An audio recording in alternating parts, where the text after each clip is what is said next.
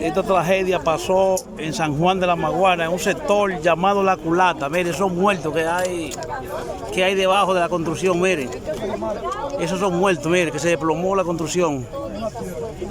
Esos son muertos.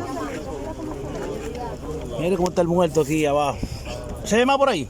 Sí, hay uno. Mire, mire, hay uno ahí. Aquí hay decenas de gente muerta. Sector de San Juan llamado La Culata. Miren, hay un muerto ahí, miren, es un muerto, lo desplomó. Sí.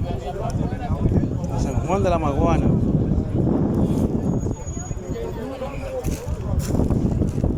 Una construcción en San Juan de la Maguana que se desplomó, tumbando la madera. Tumbando la madera. Miren cómo está la gente aquí. Miren cómo está la gente aquí, miren. Miren cómo está la gente aquí. Esta tragedia. Tragedia, bebé.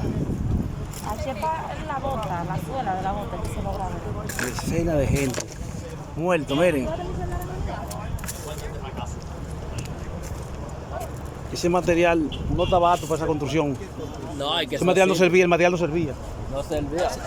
Ahí no había cemento. ¿Y el cemento de qué?